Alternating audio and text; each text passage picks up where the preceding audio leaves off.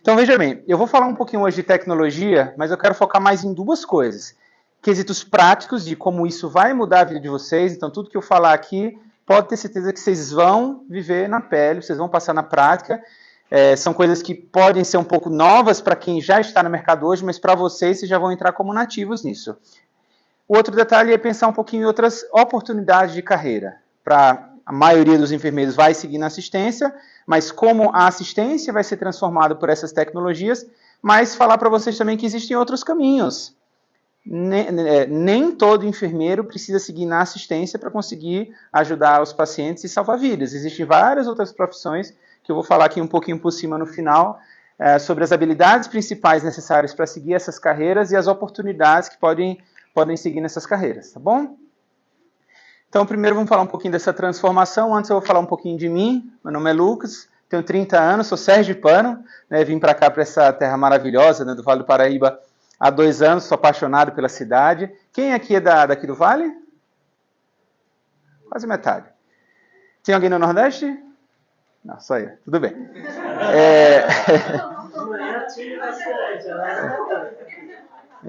Esposa da Giovana, né? Boa deixa. Minhas 2 filhas, 2 Marias, Maria Clara e Maria Flor. E assim, eu já sou apaixonado por tecnologia há 19 anos. Eu trabalho com tecnologia. Eu sou um exemplo disso, eu vou falar um pouquinho da minha jornada, mas só passar para vocês que assim, vocês não precisam ser apaixonados por tecnologia para poder trabalhar bem com tecnologia. Só o efeito que isso pode trazer para vocês, no quão prático isso pode ser, simplificar tarefas difíceis, o quanto vocês podem sentir que isso aqui aumentando minha eficiência, eu vou poder passar mais tempo fazendo o que eu amo, passar mais tempo com o meu paciente, isso já é o suficiente. Você precisa trabalhar com uma tecnologia em si. Como está aqui, eu sou médico. Logo depois que eu terminei a medicina, eu fui fazer gestão, então fiz MBA na FGV e sou cientista de dados pelo Instituto Albert Einstein, tá? Então, primeiro vamos falar um pouquinho de jornada. A vida, né, às vezes dá algumas oportunidades para a gente tem alguns caminhos tortuosos e muitas vezes só no final, no meio dessa jornada que você começa a conectar os pontos, né? Mas eu acho que o mais importante é a gente aproveitar cada momento dessa jornada para aprender, que às vezes isso vai fazer sentido em algum momento, né? Então, assim, eu comecei na área de tecnologia, por volta de 11, 12 anos de idade, eu já fazia cursos na área. Meu primeiro curso de programação foi aos 12, era plenamente lazer, eu gostava daquilo, fazer curso de oratória aos 14, e se você fosse pensar assim, para que área você vai, né? Acho que provavelmente alguém ia dizer que eu ia ser engenheiro. Mas eu acabei seguindo para medicina, hoje eu sou o primeiro médico da minha família, hoje tem mais pessoas para vir, mas fui o primeiro médico. Amo cuidar de pessoas, mas hoje eu estou mais feliz juntando essa questão da mente do engenheiro com a habilidade de um médico. E nessa jornada, quando eu fui para a faculdade em si não foram os anos mais felizes da minha vida. Então, assim, se alguém aqui não está muito feliz na faculdade, fica tranquilo que depois melhora, tá? Só sobrevive. Eu me tornei um bom médico, eu sou feliz com isso, eu trato bem os pacientes, mas a faculdade foi um pouquinho difícil. Foi um pouquinho difícil, principalmente depois que quem está aqui já está pensando no TCC? Ainda já começa a coceira para sair da faculdade, termina logo o TCC. Mas assim, mesmo com todos esses desvios do que eu esperava de minha expectativa, a faculdade foi tudo bem, passei na faculdade, mas eu tinha alguma coisa em mim que eu pensava assim, poxa, eu não acho que eu estou me encaixando. Sabe, as pessoas ensinavam, ainda mais a faculdade de medicina, a faculdade de medicina é muito bitolada. A de vocês ainda tem mais algumas coisas, vocês pegam gestão, linhas de cuidado, vocês pegam gestão do cuidado, isso é muito legal. A gente não pega nada disso. Médico se forma sem saber como funciona o hospital. O hospital é a coisa mais difícil, isso um dos maiores especialistas em gestão já falou, que é a coisa mais difícil do mundo de se gerir um hospital. O médico chega lá sem saber nada, e sabe quem é que bota ele no eixo? Vocês. Quem toca o hospital é o enfermeiro, não, o médico não. Na verdade, assim, a gente conta com os enfermeiros para evitar que o médico faça besteira, mas tudo bem. Então, assim, a gente sai da faculdade sem nenhum treinamento para isso. Mal para pesquisa a gente sai do treinamento. A gente sai da faculdade para tocar a ficha, atender paciente. E eu sentia que isso não era bem o que eu estava buscando. Queria outras coisas, eu queria pensar, raciocinar, criar. E muitas vezes na assistência, muito sobre mecânico, né? Memória, mecânico. e às vezes pode ter... Tem alguém aqui que se sente um pouquinho mais criativo, gosta de criar, desenhar, alguma coisa do tipo? Tudo bem, eu era o mais criativo. Então eu falo da cabeça do engenheiro, porque o engenheiro costuma fazer isso, né? Ele pega as ferramentas e cria algo novo. Na saúde, tudo bem, não se importem com isso, que normalmente a maior parte do dia a dia do profissional de saúde não é tão criativo. É mais na questão do relacionamento e a questão do trabalho mecânico para garantir aquele padrão.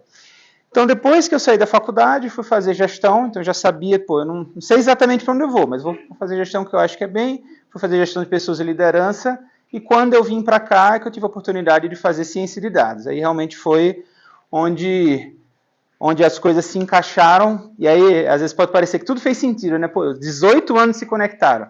É a manha de quem escreve um livro, né? Depois de tudo, você cria uma linha narrativa. Eu acho engraçado você falar de criatividade, que quando eu saí da faculdade, eu sou enfermeira também, quando eu saí da faculdade e fui trabalhar, a coisa que eu fui trabalhar no SUS, a coisa que eu tive que mais ser criativa. Você faz espaçador com garrafa PET. Você faz fixador de tubo com atadura. Você não pensa que a vida é Grey's Anatomy, não. Que tem todos os fixadores. Então, o que você mais aprende é criatividade. Eu acho que eles que não me deixam mentir. Não queria desiludir. Acha que vai... A gente fez extensor com estetoscópio. Isso eu nunca vi, não. Criatividade, Para dividir para dois, né? Dividir para dois. Equipe de PVC, que era duplo também. Nossa. Maravilha, maravilha. Então, bom, criatividade é sempre útil, né? Mas espero que vocês possam conseguir empregos em bons locais, mas vocês bem sabem, né? Existe uma jornada. Normalmente você vai começando onde dá, depois vai crescendo na carreira e podendo escolher. Então, depois da faculdade, como eu disse, né? Fiquem tranquilos que depois melhora. No mercado de trabalho eu fiquei um pouquinho frustrado também, né? Trabalhei em vários locais, trabalhei em hospital regional, assim, de ouvir médicos sendo ultra negligentes, entendeu? Pessoas... Imagina uma situação, o cara era médico, advogado, falava sobre responsabilidade civil e era o médico mais negligente que eu já vi, mas no contexto. Cara, você tem um lugar que tem 4 plantonistas e só um está trabalhando ao mesmo tempo, os outros estão descansando. Então, assim, você fica um pouquinho frustrado. Você chega cheio de paixões, quer ajudar, fazer um impacto no mundo, e você chega no mercado de trabalho, aquele tipo de coisa, né? Então, a primeira coisa que eu digo é assim, não deixe a chama de vocês apagar. Se vocês têm uma chama, vocês querem fazer uma diferença, mantenham isso, porque uma hora alguém vai valorizar isso. Ah, eu preciso ficar nesse momento aqui, porque é o que eu tenho para hoje, tenho que pagar minhas contas. Beleza, todo mundo tem. Mas não deixe essa situação apagar a chama de vocês. Nem que você pense assim, eu vou passar 6 meses, 1 ano aqui, vou ganhar muita experiência, aprender o que não fazer, e depois a gente vai para a próxima oportunidade. Então, eu, enquanto estava lá em Sergipe, eu não tive tantas oportunidades para trabalhar com gestão, trabalhar com o que eu gostava, mas eu aprendi muitas coisas. Trabalhei em hospital pequeno, hospital grande, trabalhei em PSF, trabalhei muito com home care. Tá, uma coisa que, se vocês tiverem a oportunidade, uma das maiores escolas da minha vida na assistência foi home care. Porque lá é você e Deus, não tem nada, não tem equipe, não tem UTI. Você está aqui na frente, o paciente está com a traqueostomia, está tendo uma rolha. É você e Deus, ou você salva ou ele morre, não tem... Então, assim, gestão do cuidado, trabalho em equipe. Pense no lugar que me ensinou a trabalhar em equipe, sabe? Você está em casa e você faz gestão do cuidado. O fisioterapeuta te liga, pô, estou aqui no paciente, está crepitando. Já conhece o paciente, sabe o risco de broncoaspiração, está crepitando. Beleza, está com pneumonia, passa um antibiótico, eu vou ir daqui a 3 dias e reavalio. Pô, médico não consegue nem conversar às vezes com o fisioterapeuta, quanto mais confiar e passar um antibiótico guiado pela equipe, né? Então, assim, é uma oportunidade que para mim foi uma das mais enriquecedoras. Eu fiz por volta de 3.000 visitas domiciliares. Visitei bastante gente. E aí, quando eu vim para cá, como eu disse, né? Aí comecei realmente a enganchar no que eu amava e realmente muda a situação. Então, com relação ao mercado de trabalho, a gente tem que aprender um pouquinho disso aqui, a resiliência. Nem tudo na vida vai ser assim, eu vou conseguir investir em todas as áreas da minha vida. Ao mesmo tempo eu estou com o trabalho em dia, a série em dia, a academia em dia. Na verdade, a vida adulta é sobre escolher o que é que você vai deixar cair, né? Pô, eu tenho umas 6 prioridades, tá? Beleza. Dessas 6, qual é que você vai deixar cair? Escolhe umas 4 só e 2 caem, né?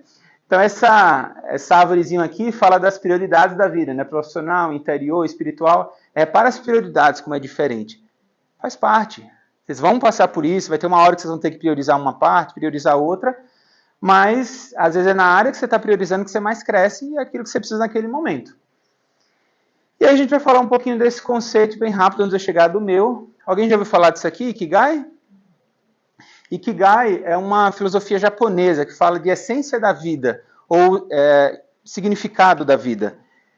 Isso daqui, eu digo assim, a maioria das pessoas não consegue encontrar o seu Ikigai durante a vida, mas o que eu diria assim, a gente pode não encontrar, mas que a gente tem que gastar energia para tentar encontrar, eu digo. Eu encontrei o meu e assim, a vida é diferente quando você sabe exatamente o que você quer da vida.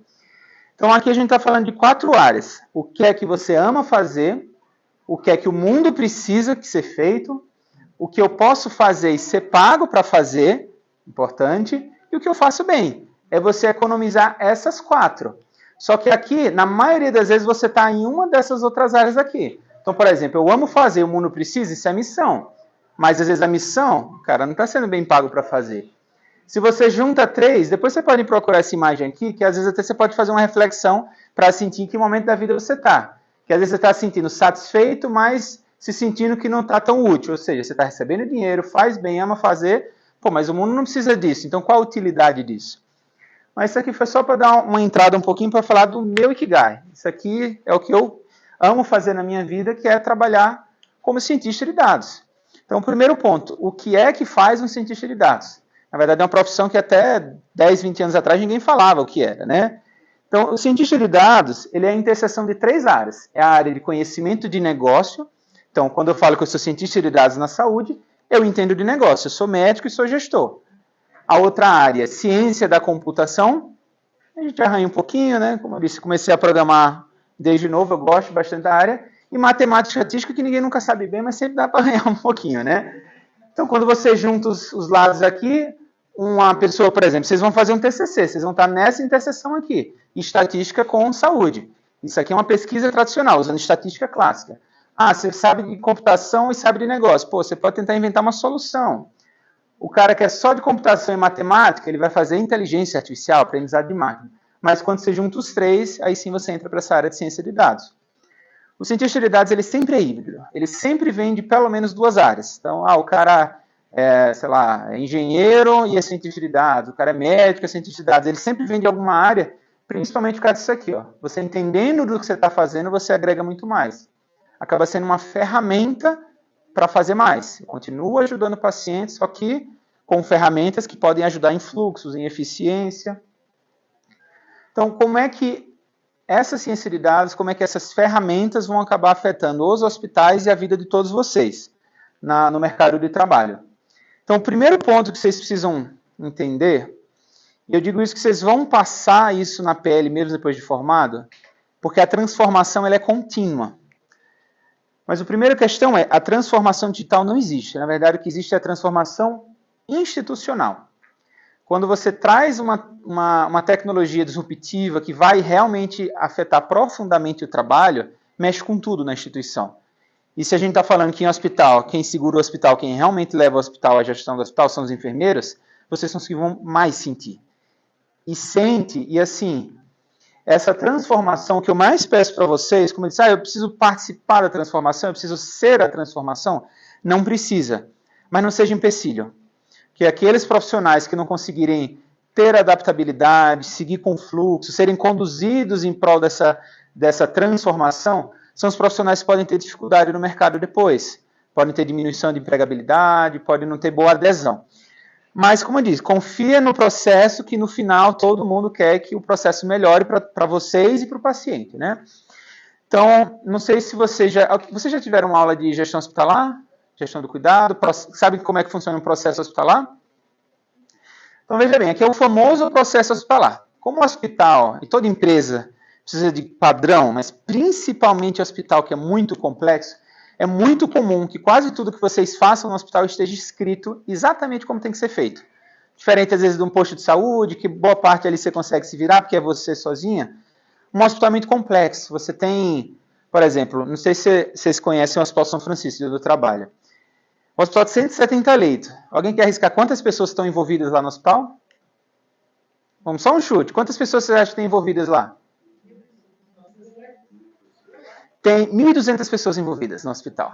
São 800 CLTs e 1.200 pessoas envolvidas. Imagina o que é todo mundo conseguindo trabalhar junto para conseguir que aquilo aconteça, que o paciente chegue doente e saia melhor. Tem que ser um trabalho coordenado, é quase como um balé. Então, os processos, eles são para isso, são os processos operacionais padrão, ou chamados POPs. Então, normalmente você vai receber aqui uma linhazinha, cada raia é quem vai fazer, aqui é a recepção, essa é a classificação de risco, o enfermeiro, o médico, e aqui não precisa entrar em detalhes, mas a gente tem desenhado o que é que você vai ter que fazer. Por que eu estou trazendo a questão dos processos? Dentro da gestão, você tem 4 coisas principais. Planejamento, que é você antes de fazer alguma coisa pensar, planejar e desenhar o que precisa ser feito. Pessoas, não se faz nada sem pessoas. Ah, mas a tecnologia vai substituir. Não vai. Tecnologia com pessoas. A inteligência artificial não vai substituir profissionais, não vai substituir vocês. Agora, os profissionais que souberem minimamente usar, esses vão se destacar. E aqueles que forem completamente resistentes, esses sim podem ser substituídos. Então, as pessoas, que é o pilar de toda empresa, empresa nada mais é do que um conjunto de CPFs, um conjunto de pessoas, processos, que garante qualidade, garante padrão, garante segurança para o paciente, e controles. A gente tem que saber se isso aqui está rodando e está funcionando. Pô, indicadores. Ah, beleza, estamos fazendo o processo. Ok, quantos pacientes estão morrendo? Ah, o paciente chegou com infarto. Quantos minutos demora entre ele chegar e fazer uma ECG? Que é o indicador padrão de pronto atendimento. Porta ECG. Isso são os controles.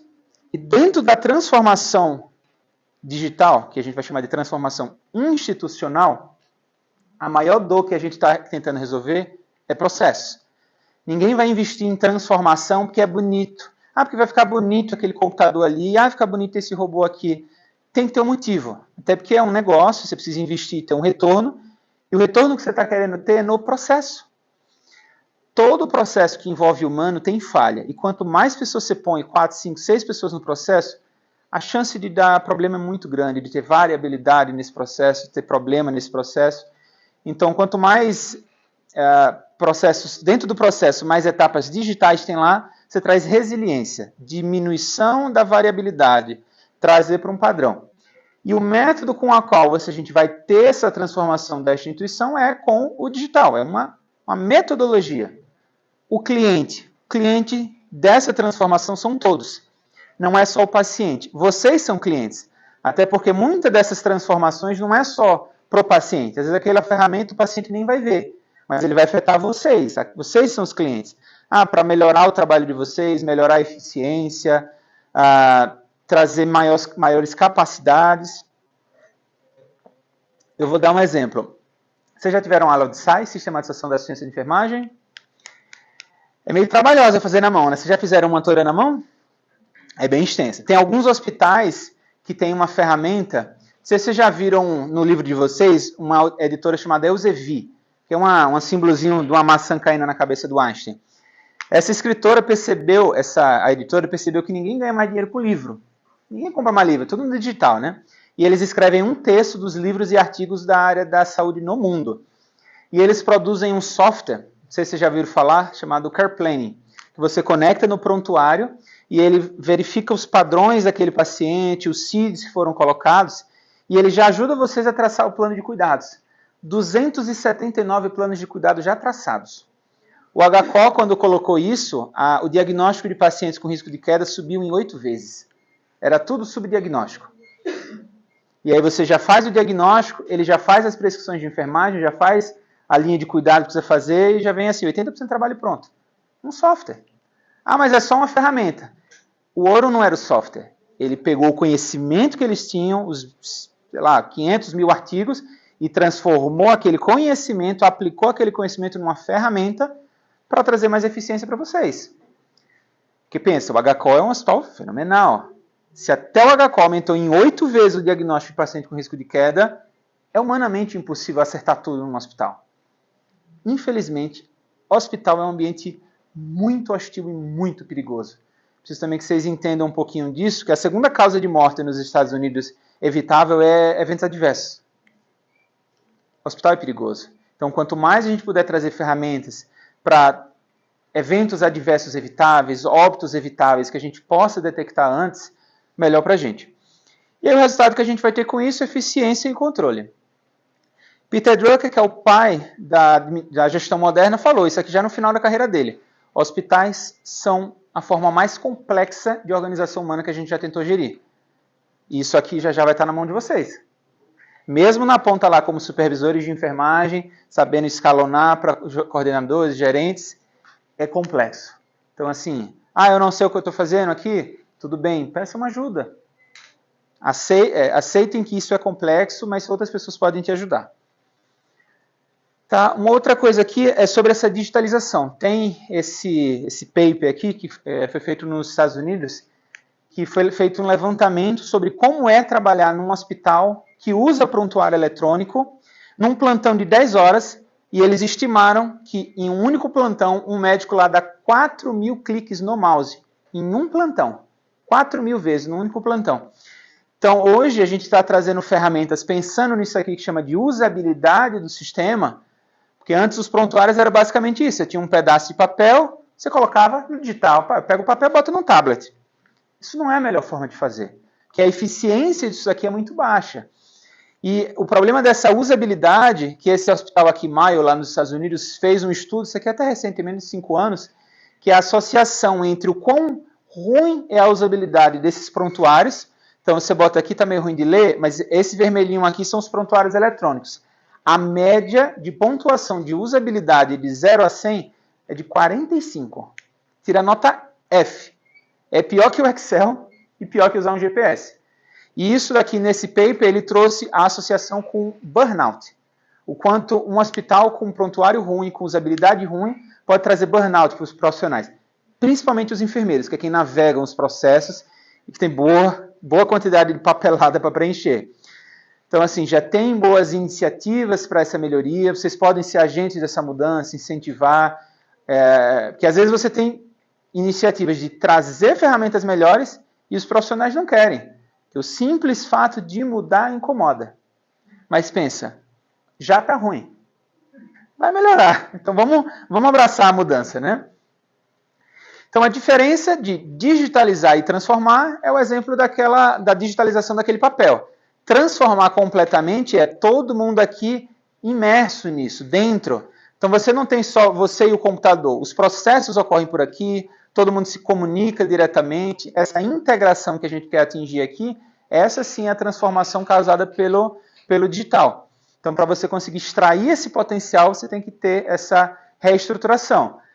Meu hospital, a gente está passando por um processo de reestruturação lá, transformação, implementação de prontuários. E não é simplesmente pegar um processo, eu boto o processo no computador. Normalmente tem que repensar tudo.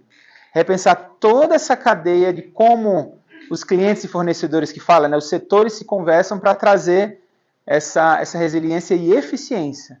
Pensa nisso. Eficiência para o paciente e para o trabalho de vocês. E o outro detalhe é que, apesar da gente estar falando de governança de dados, que não dá para fazer transformação se você não tiver governança, essa governança vai de ponta a ponta. Pode ser o chefe de dados ou pode ser o enfermeiro supervisor que acabou de se formar e está lá digitando no prontuário. Todo mundo importa nessa cadeia. Porque o dado que vocês vão colocar no prontuário, se for ruim, não tem inteligência artificial que resolva. Entrou ruim, vai sair ruim. Então, desde quem coleta os dados, que vai colocar no computador, que vai depois armazenar, processar, enriquecer esse dado, até interpretar e gerar gráficos, começa aqui na coleta. Então, o que vocês colocam lá no prontuário é a coisa mais importante que tem. Como eu disse, eu entendo que às vezes o processo é ruim, é muito demorado, mas se incomodem com isso. O que é que eu posso fazer para ajudar? A maioria das pessoas que entraram para esse ramo, que depois eu vou falar da profissão do enfermeiro informata, eles começaram como assistência. Daqui a pouco foram para outra área. Eu dou um exemplo de um médico. Tem um conhecido meu que ele participou da transformação do Einstein. Do Sírio, em 2007. Ele era um plantonista de UTI, começou a ajudar o time de TI. Não, vem cá, eu te ajudo. Se você mexesse a tela assim, botar esses itens aqui de atalho, eu acho que por aqui ficaria mais fácil. Isso ele foi promovido para gerente, depois para informata clínico. Hoje ele tá morando na Holanda, trabalhando na Philips. para ajudar a desenhar o TASI para o mundo inteiro. O cara começou no UTI, ele foi um key user, que chama, né, um usuário que ajudou, só cooperou, faz isso, faz aquilo, virou uma profissão, daqui a pouco a empresa vai lá e rouba, porque não tem quase ninguém fazendo isso. E tem o enfermeiro nessa mesma área, chama CNIO, essa é a especialidade, depois eu te falo aqui. Então, o Deming, que é um dos pais também da governança de dados, fala, em Deus eu confio, todos os outros tragam-me dados. Então, assim, a medicina, ela foi fundamentada nos últimos, pelo menos 50 anos, chamada de medicina baseada em evidência. Significa o quê? Dados, evidência e estatística. Da mesma forma, no hospital, a gente tem que trabalhar assim. Porque eu acho que isso aqui está bom, pô, se eu fizer aqui, isso aqui vai aumentar a eficiência e vai ficar bom. Sim, mas realmente vai gerar resultado? Cadê o indicador? Tem retorno isso daqui? Mas para eu saber se tem retorno, se aquilo dali foi bom, se deu resultado, preciso dos dados. E os dados da ponta imputados. Só que quando você corre um processo via digital, o bom é que muitos desses dados já são automáticos. Só você está digitando lá, você vai ter hora que ele evoluiu. Se você pede uma sonda lá, você tem hora que foi solicitada, hora que foi dispensada. Então, naturalmente, muitos desses dados já vão ser coletados dentro dessa jornada digital do paciente. Isso daqui é um outro termo muito usado hoje em dia, que é uma gestão, em inglês chama... Tem muita coisa em inglês nessa área, mas eu vou traduzir. Data Driven, que é uma empresa guiada por dados. E hoje os hospitais, eles estão até um pouco atrasados nisso, mas, sinceramente, nos próximos 5 anos, quem não entrar nessa onda está bem difícil. O mercado da saúde, ele é uma das poucas indústrias no país que mal para em pé. Normalmente, ou os planos de saúde estavam ruins, ou os hospitais estavam ruins. A gente está passando por um momento que está todo mundo numa situação delicada. O lucro ano passado foi basicamente zero, o lucro bruto, o lucro líquido foi negativo. Então, assim, todos eles estão se adaptando e para conseguir sobreviver, todo mundo vai ter que ir para isso aqui. Pelo menos os gestores. Então, primeiro, para a gente ter uma empresa guiada por dados, a gente tem que saber o que é que eu quero medir. Pô, quem não tem destino, já dizia o gato lá do Alice no País das Maravilhas, né? Para quem não tem destino, qualquer caminho serve. Onde é que eu quero chegar, o que é que eu quero medir? Então, primeiro a gente vai ter que saber o que quer medir. Então, vamos lá, vamos dar um exemplo prático. Estou tendo muito paciente chegando no meu hospital, eu não tenho mais hemodinâmico, mas a gente tinha. E eu quero aumentar a sobrevida desses pacientes. Mas, conforme estudos, a gente tem meta para o tempo porta-ECG e o tempo porta-balão. Se eu não me engano, é 20 ou 30 minutos ECG e 60, 90 minutos, aí 10 minutos, né? Porta-balão é 90? 90, obrigado. Então, teoricamente, imagina, em 10 minutos, teoricamente, o paciente tem que bater na sua porta, já está fazendo ECG.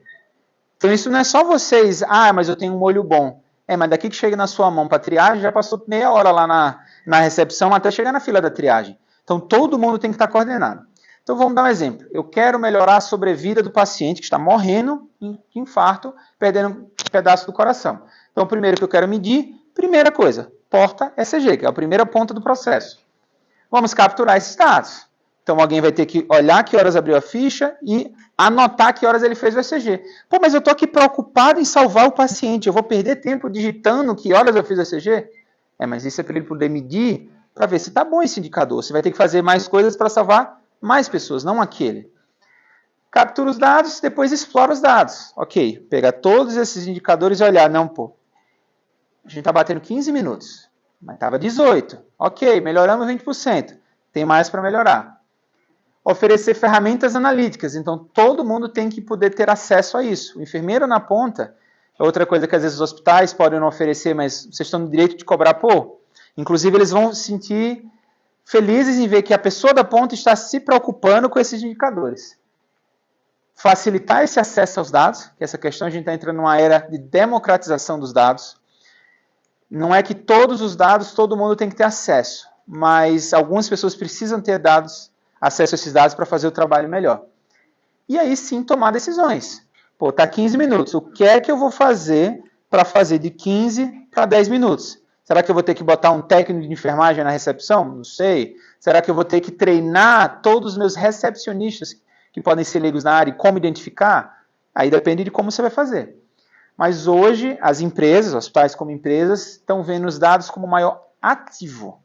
É ouro. Porque literalmente o que vai fazer ela sobreviver são os dados. E uma coisa que esse aqui sim, principalmente, eu acho que vale muito a pena vocês tentarem estar abertos a aprender, é a literacia. Literacia simplesmente é a capacidade de você conseguir ler, mas ler, entender, trabalhar, analisar e argumentar com dados. Porque imagina, se vocês querem ter uma posição de mais destaque, se diferenciar, poderem ter melhores oportunidades, vocês têm que saber jogar o jogo. Se o ouro do hospital são os dados, e tudo que eles fizerem lá tá, ótima ideia sua, mas com base em quê? Que dados? Por quê? Isso é uma dor? Vocês querem ter destaque com isso aqui, dados. Porque vocês começam a olhar o dado do hospital e chega para um gestor, pô, tá vendo isso aqui? Estou com tempo porta-ECG de 15 minutos. Isso é uma dor sua, porque era para estar 10. O que é que eu posso fazer para melhorar? Aí você chega com uma sugestão. Pô, e se a gente fizesse isso aqui no meu trabalho, será que não podia melhorar? Então você conseguiu ler e entender aquele indicador, interpretar e argumentar. Com base nesse indicador, que eu sei que vocês precisam melhorar, pô, vamos seguir por esse caminho? Basta você dar um argumento desse que, numa jornada, é capaz de já vocês já estarem como coordenadores de um setor. Bom, aqui é um exemplo simples, só para vocês dizerem que nunca viu, do que é um BI. Alguém já ouviu falar dessa palavra? BI? Isso aqui começou com uma extensão do Excel. Na verdade, por baixo ele roda a mesma coisa do Excel, só que o Excel tem um limite de até 1 milhão de linhas. Pode parecer pouco, né? Ou pode parecer muito. Mas o mapeamento que eu fiz da oncologia mês passado, eu usei 3 milhões de linhas. E aqui, basicamente, é você pegar todos aqueles dados do hospital e traduzir em gráficos de forma simples. Então, aqui, por exemplo, é de um hospital. Quanto é que está o lucro, quanto é que está o faturamento. Aqui, olhar as linhas de cuidado, qual é a especialidade? Aqui é neurocirurgia, cardiologia, cirurgia geral. Quais são as especialidades de mais destaque? Está um pouquinho ruim de ler, né? Quais são as áreas que estão precisando de mais recurso, que estão dando mais prejuízo. Uma outra coisa estatística que vocês vão ouvir muito falar é sobre linhas de cuidado. Eu não sei se a gente fala sobre isso na faculdade. Tem alguma aula sobre isso? Linhas de cuidado? Tem aula de governança. Maravilha. Devia ter isso na faculdade de medicina. Tem uma aula dessa. Inclusive, até ando procurando. Eu não encontrei um livro em português sobre governança clínica ainda. Não. Vamos conversar depois. Querendo escrever não tem um livro. A gente traz a gente chama, um eixo que a gente criou aqui de administração, onde a gente junta também na matriz curricular algumas disciplinas que trazem o uso dos dados para garantir. A gente tenta ter um pilar de segurança do paciente, trabalhar com a qualidade, né? E isso tudo envolve recursos e avaliação específica, um método específico, objetivo ou método. Maravilha. E assim, não sei se vocês pararam para pensar, mas assim, eu acabei não botando slide sobre governança clínica. Governança são 3 camadas, né? Governança, o segundo, que é da estratégia, esqueci qual é o outro nome, e a terceira é a prática clínica. Esqueci qual é o nome da segunda camada. Mas assim, uma das coisas muito boas para a governança, para trazer padrão, e também é outra área boa para vocês, né? Porque assim, quanto mais pessoas vocês ajudarem, mais vocês vão ser reconhecidos, mais vocês vão ter retorno, podem ganhar melhor. E assim, como um enfermeiro só, vocês estão na ponta ajudando 1, 2, 3, 50 pacientes, que é muito importante. Mas às vezes trabalhando com governança pode afetar a vida de milhares de pacientes. Falando de governança, hoje a gente tem 3 níveis de governança clínica do ponto de vista médico, mas que vocês vão acabar lidando também. Muito se falava antes sobre protocolos clínicos. Como é que eu trato um AVC, como é que eu trato um infarto. Depois a gente foi para linhas de cuidado, que é você segmentar os pacientes. Eu tenho 20 linhas de cuidado no meu hospital. É o paciente neurocirúrgico, é o paciente do infarto, é o paciente pediátrico grave, pediátrico leve, você separa, chama de cluster, são classes de paciente.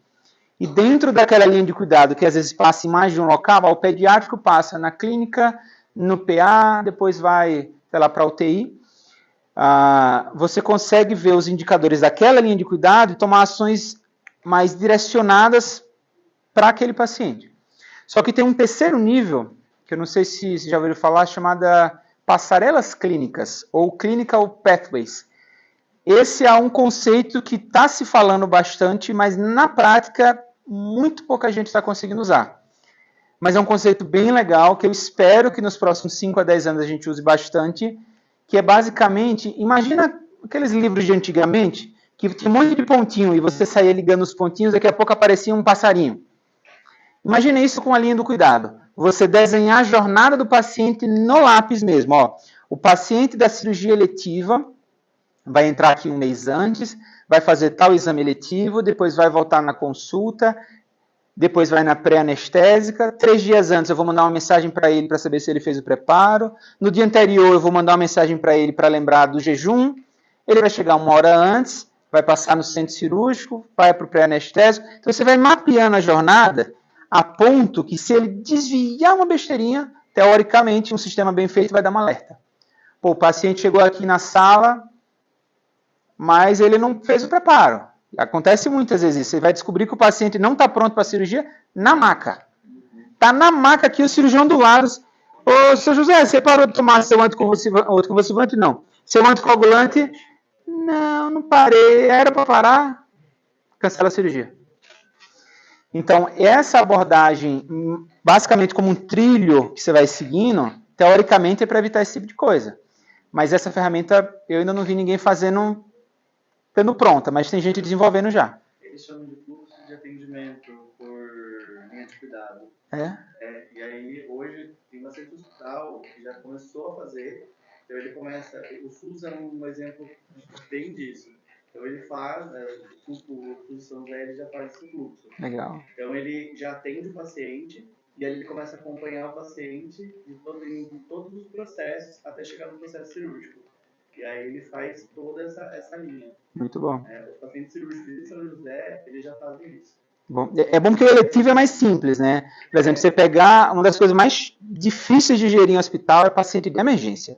Paciente de porta é horrível, porque assim... Você não sabe disso. Não, gente, eu não estou nem falando de desfecho, porque teoricamente um médico da porta, a função dele é fechar diagnóstico e traçar plano de cuidados. Mas às vezes eles usam um protocolo, tem um colega que me disse, eu ri tanto quando ela falou. Já viram falar do protocolo de Kyoto? Kyoto resolva? Joga para dentro que o diarista resolve.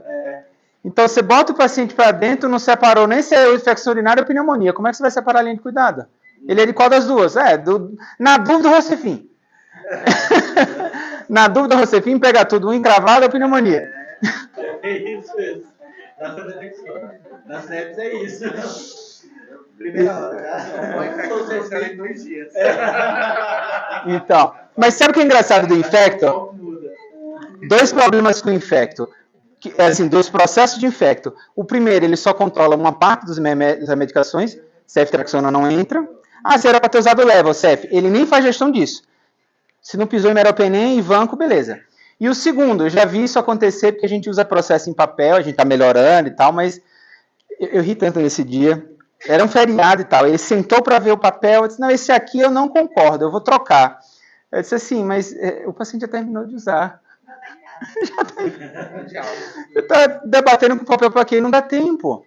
Não tem processo ao vivo assim, ao mesmo tempo eu já pedi um antibiótico, o infecto já libera. Mas tem 3 dias para responder às vezes.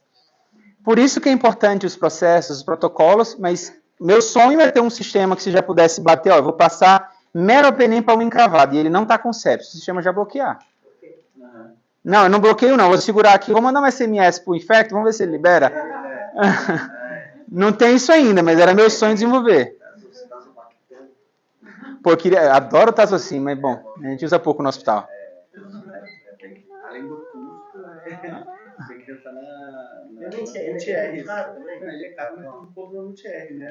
Tem que segurar. Hoje em dia, sinceramente, olhando as medicações, sinceramente, eu não acho que tem antibiótico tão caro, tirando o lipossomal, que é absurdo. É mais importante você acertar de primeira do que você escolher uma medicação. Uma linezolida, que já foi muito caro, que tem genérico. Eu olho o preço lá, eu trabalho com padronizado. Eu disse pro infecto, passa o que você quiser. Acerte de primeira que é melhor. Mais caro você fica... eu vou passar esse aqui. Acerte de primeira. Ou aí tudo bem, controle microbiano. Aí beleza. Tem um tempo para isso também. Às vezes você tem, por exemplo, a cultura do paciente, você leva um tempo para acertar de cara. Então. Ou assim, a clínica, lógico, tem trabalho de soberania, mas tem que pensar muito bem nisso para Olha, duas coisas legais, exemplo de como a tecnologia pode transformar completamente como a gente trabalha. Você falou, cultura demora. Quanto tempo demora para fazer uma cultura? 7 a 10 dias? Você tem que colher a cultura, colocar na plaquinha, esperar a cultura crescer. Você já viu cultura em 24 horas? Não, hoje a gente tem as parciais, né? Então hoje tem uma parcial. Tem uma total de 24 horas já. Mas total, eu não ouvi falar. Tem. A gente faz lá. Acho que é espectrometria, um negócio assim com laser. Esse negócio de laser aqui, bom. Mas aí você usa. É caro. Você usa o FTIR, Isso. alguma coisa do tipo. Mas existe. Existe. Daqui a 5 a 10 anos não pode estar no nosso hospital? Mas é difícil. Cadê a Elisa? Cadê a Elisa? Tá aqui? Você trabalha com FTIR? Trabalho? A gente consegue fazer o espectroscopia. É 24 ou 48 horas para sair? Não, mas depende da amostra. Dependendo da hora. Não, mas na hora, mas você tem que fazer um pré-crescimento antes. Você cresce, depois manda e faz na hora, né? Você avalia, você consegue avaliar a nível atômico, né? É, legal. A gente fez um orçamento, o pessoal do laboratório não gostou tanto, porque ia ter que ter todo o fluxo de preparo para manter lá e bater a foto. E ainda era bem caro. E é trabalhoso, né? É sensível, né? A gente entra na sala, liga a máquina, Mas, por exemplo, você duvida que daqui a 10 anos você vai ter no hospital e antes de passar um antibiótico, você passa um leve, daqui a 24 horas você avalia? Vou dar um exemplo mais simples. Lá eu trabalho com farmacoeconomia, eu faço padronizados, farmácia clínica, e como o nosso hospital é filantrópico, tudo que eu trago para lá eu tenho que provar como é que eu vou pagar.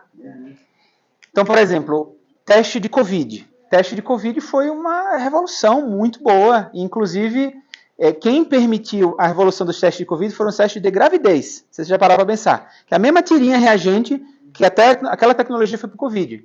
Vocês já viram um teste rápido de influenza e de sincicial? Antes a gente fazia como? A gente tinha um paciente com bronquiolite. A gente está em época agora bronquiolite, um monte de criança internada. Então você vai internar uma criança com bronquiolite, às vezes você gasta R$150 por dia só de EPI. 150 a R$200. Porque toda vez que você vai encostar no paciente, é um capote, um par de luva, uma máscara, 10 vezes por dia. Aquilo ali se multiplica de um jeito. E mais do que EPI, você deixa o paciente, que hoje no meu hospital é enfermaria, sozinho. E mesmo que seja convênio, mas o convênio paga um nadinha a mais. Não paga o dobro, paga 20% a mais. É prejuízo. É claro que a gente está pensando no paciente, mas o que eu puder fazer para ajudar o paciente e economizar, melhor. E a gente tinha que fazer como era o nome que chamava? Painel viral. Olha que só, painel viral pelo SUS. Era o Adolfo Lutfi, era uns 100 km aqui, tinha que pagar um motoboy para levar lá, para demorar 10 dias para chegar o painel viral. Chegava, o paciente já foi embora. Se o paciente ainda tivesse aqui, há 10 dias de isolamento na UTI, não, agora a gente tira do isolamento. Pô, já está quase para casa. Já usou seus 14 dias de oseltamivir, de antiviral, nem precisava às vezes, né? E aí a gente trouxe o teste rápido. Custozinho caiu tanto, um teste de Covid hoje está R$10, sincicial 25 e influenza IB 25. Ou seja, com R$60.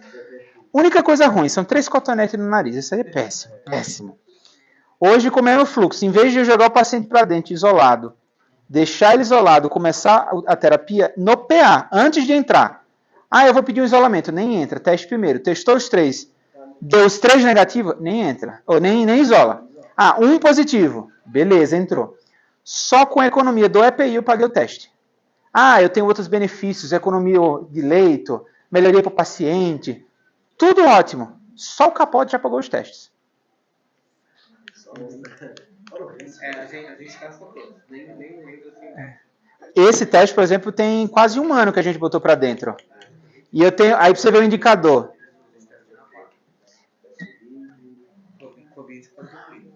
Mas, por curiosidade, tem quanto tempo que você faz o teste de sincicial e influenza? Tem mais de ano já? Tem 4, 5 anos. Demorou um pouquinho para chegar lá, mas tudo bem. Não, ele veio junto com a gente um pouquinho com o Covid. Com o Covid, legal. Muitas das vezes essa questão de ter à disposição para fazer o estudo de custo-eficácia. O operador pagar, viu? Aí é que tá. Eu sou operadora, eu pago. eu pago porque me compensa. Não. Isso para a operadora própria é perfeito. Não, mesmo uma Unimed. A Unimed não me paga e não me importa. Eu pago do meu bolso porque me vale a pena. Porque ele economiza lá só de pedir. Pediatria. Eu tenho um terço meu, um terço Ativia e outro terço Unimed, Bradesco e tal. Eu faço para todo mundo. Nem me pagam. E eu provei que eu economizo com isso. E quando você conseguiu economizar?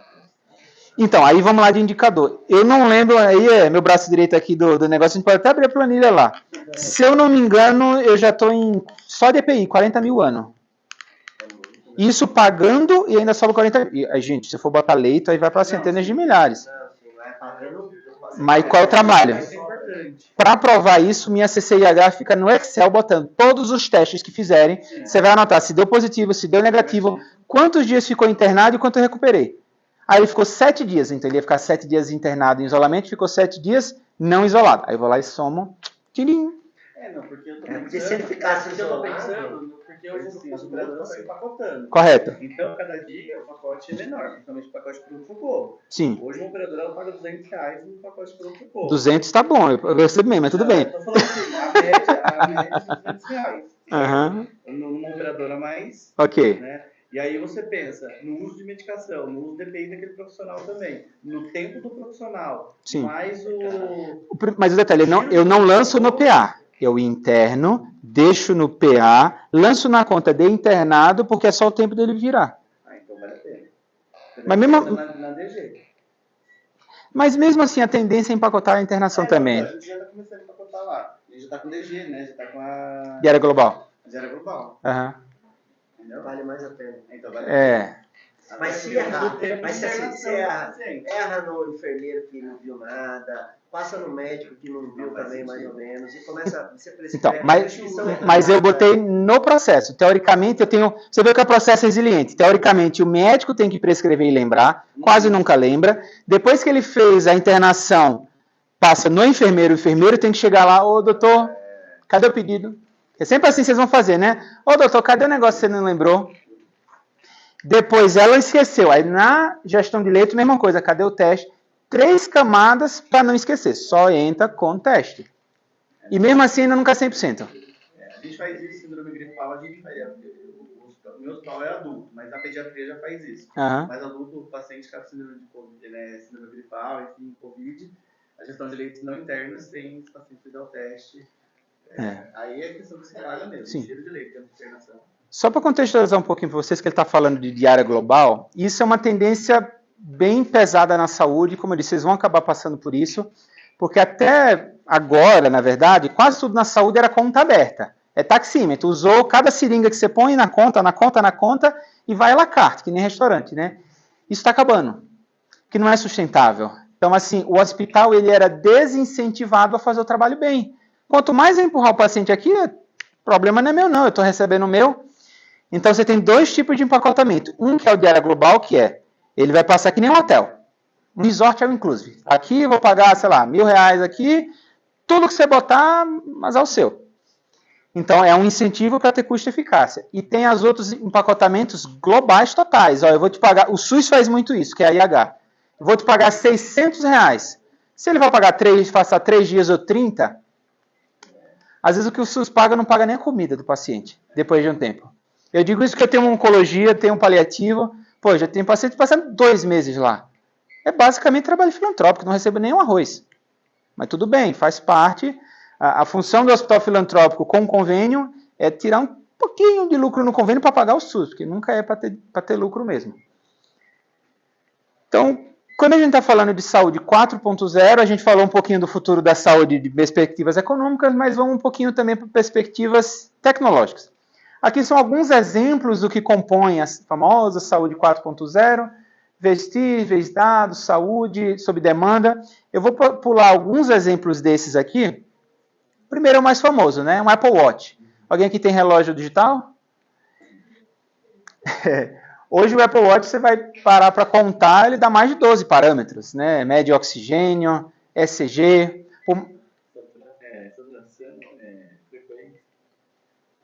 Por mais que ele não consiga ver uma taquicardia supraventricular, não vai ser tão específico, mas se ele tiver algum ritmo estranho, algum ritmo um pouquinho mais grave, ele já vai apitar. Isso daqui é uma tecnologia. Mas engraçado que, mesmo nos Estados Unidos, isso aqui ainda está sendo usado pouco. Não tem uma sincronia, os dados do meu relógio já vai direto para o meu hospital, para o médico ver. Nem lá está isso acontecendo tanto, mas a gente vai chegar lá. Por exemplo, ele mede temperatura, ele consegue ver, principalmente para as mulheres, de acordo com a variação da temperatura corporal, saber o ciclo menstrual da mulher. Esse daqui, alguém arrisca dizer o que é que faz?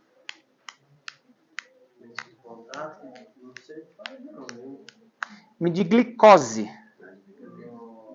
Medir glicose pela lente para diabéticos. Isso aqui eu não vi ainda aprovado para uso tal, mas isso aqui já se fala de pesquisa há 10 anos.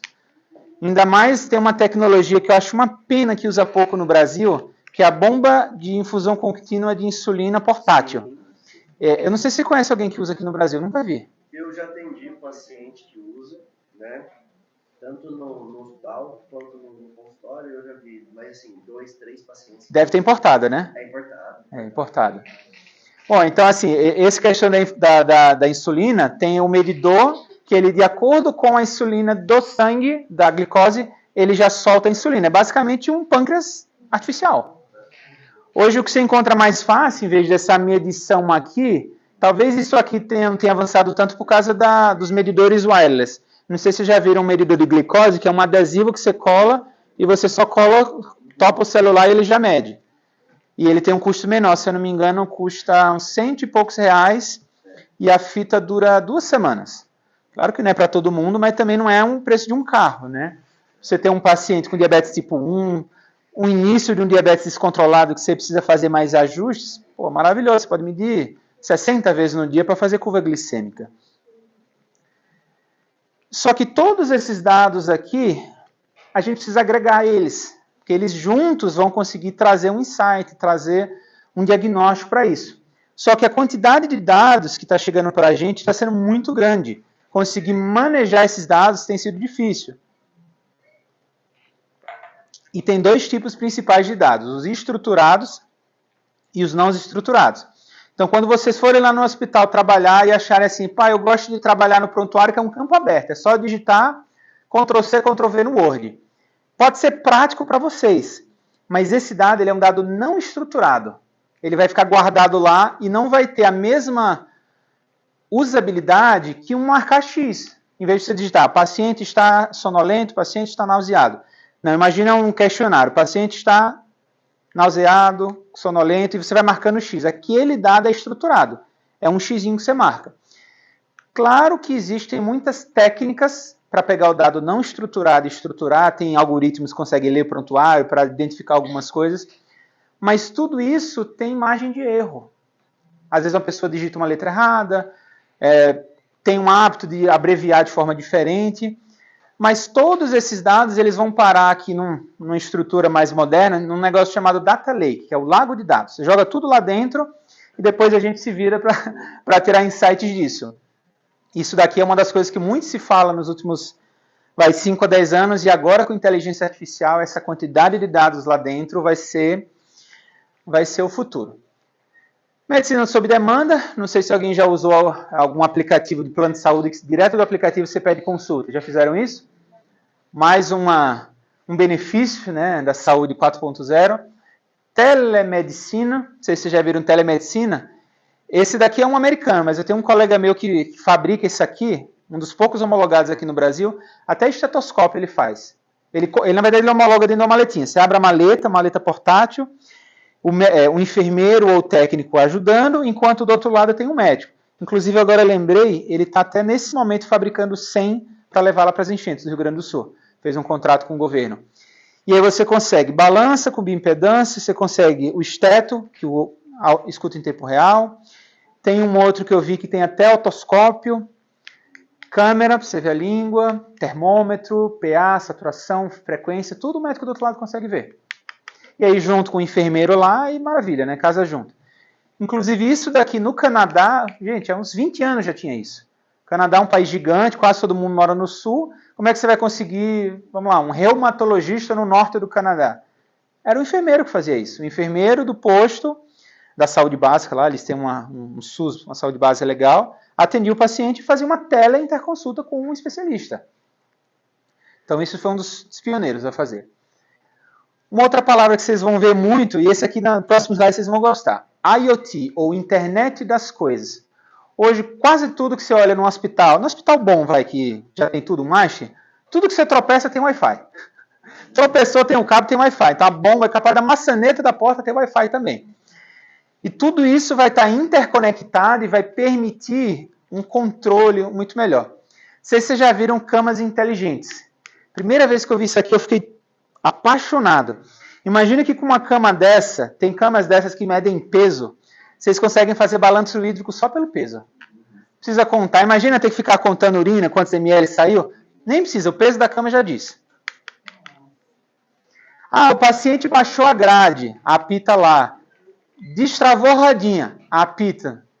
Pode soltar, dá uma rota aqui que vai apitar. E outros status aqui, ó. Pressão do colchão, temperatura, umidade, isso aqui para lesão por pressão, tudo digital. Agora, não adianta todas essas informações, lembra que eu falei da democratização das informações? Você precisa de uma experiência de usuário boa. Uma das melhores experiências que eu vi é esse produtinho aqui. Antes de falar do produto, para isso tudo estar conectado, você tem que ter um que chama de interoperabilidade. É tudo conversando junto. Porque às vezes no TI você tem um monitor da Philips, da Mindray, da GE. E como é que tudo vai conversar junto, né? Cada um com uma central e com um prontuário. Então, hoje em dia, por mais que eles não estão gostando muito, que eles é que nem a Apple, gosta de todo mundo tem uma Apple, tem que ter um iPhone, é tudo fechado, né? Está começando a quebrar. Então, assim, hoje em dia você consegue comprar cada monitor de uma marca e conectar tudo no prontuário através de um barramento. Do mesmo jeito que um barramento elétrico, por exemplo, esses barramentos aqui de energia que tem um monte de disjuntor, atrás dele tem um que chama de barramento, que é onde você conecta tudo. Então, o mesmo conceito. E aí você consegue chegar nisso daqui. Esse produto aqui chamado TI Conectada é um software que está junto de um barramento que você consegue ver tudo do paciente numa tela só. Esse é o segredo do consumo. Porque não adianta eu botar 50 mil informações e vocês terem passado 2 horas lá lendo. É um crime para o enfermeiro fazer isso. Agora, oi? Uma num lugar, outra no outro.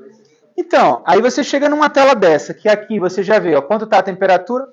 É que essa tela aqui é um pouquinho menor. Ele tem uma maior que tem a lista dos pacientes. Você clicou no paciente, aí já tem. Aqui é o ventilador do paciente, aqui o monitor, pressão. E aí quando você desce aqui é a cama. Grade está levantada, roda está levantada, peso do paciente, balanço hídrico, curvas de tendência. Isso aqui nada mais é do que o que chama de dashboard, que é um painel de gestão à vista, de visualização. Enquanto aquilo que eu te falei de BI, ele está mais preocupado com o histórico, isso aqui é tempo real, só importa o hoje. O ontem, no máximo, você vai ver na curva de tendência. Oi? No máximo a linha de tendência. Perfeito, perfeito. Isso daqui, como eu disse, é um produto legal, mas assim, para você conseguir ter isso tudo, cada leite é 200 mil. Você vai ter que comprar um ventilador conectado, um monitor, cada bomba de infusão. Outra coisa, bomba de infusão. Todas as medicações correndo em BIC aqui. Quantos ml hora para cada um? Está tudo aqui anotado. Inclusive a MV já trabalha com circuito fechado. Que assim, eu já vi, como eu disse, eu já trabalhei em alguns hospitais. O paciente está caindo a pressão. Aumenta a nora. A própria técnica de enfermagem olhou, vou aumentar a nora desse paciente, a pressão está baixinha. Na MV já tem a opção de você fazer circuito fechado. Ninguém consegue mexer na bomba, só na prescrição médica. O médico prescreveu, o próprio sistema já manda a bomba aumentar. Para não vir um dedo gordo lá e aumentar as coisas, né? Como eu disse, tá todo mundo usando? Quase ninguém, mas 5 a 10 anos... Tinha da Striker, né? Que tinha lá no final, eles estavam com toda essa UTI conectada. No hospitalar. Nossa, brilhou o olho até no sonho. Agora, eu inclusive falei isso aqui pro dono, né? Cara, isso aqui é lindo. Eu acho que você começou na melhor área, porque é onde você mais pode gerar impacto, paciente na UTI. É de 5 minutos, você notou que começou a cair, gerou um alerta, você evita uma queda, uma extubação, você evita uma sepse, que às vezes você já começa a notar. Mas e todos os outros pacientes? A gente tem 6 mil hospitais, quantos desses leitos são de UTI? Cadê os produtos disso daqui de dashboard para a enfermaria? É essa área que a gente vai começar a avançar um pouquinho, só que qual é o desafio? Você não tem 200 mil reais de equipamentos. de onde você vai tirar as informações para conseguir alimentar um painel bonito desse e poder gerar alertas e melhoria pelos enfermeiros. Eu queria poder dizer que é o médico que vai botar, mas a verdade é que médico, as informações, às vezes a gente nem considera. Isso tudo vai com data lake, por exemplo? Então, esses dados, eles estão direto no prontuário, que é o que chama de banco de dados operacional. O data lake do prontuário você copia para armazenar no banco de dados analítico, que é onde você, como se fosse um backup para outro propósito. Então aqui ele está rodando em tempo real e você copia para o data lake. Tudo vai para lá depois, mas para alimentar aqui ele vai direto no prontuário.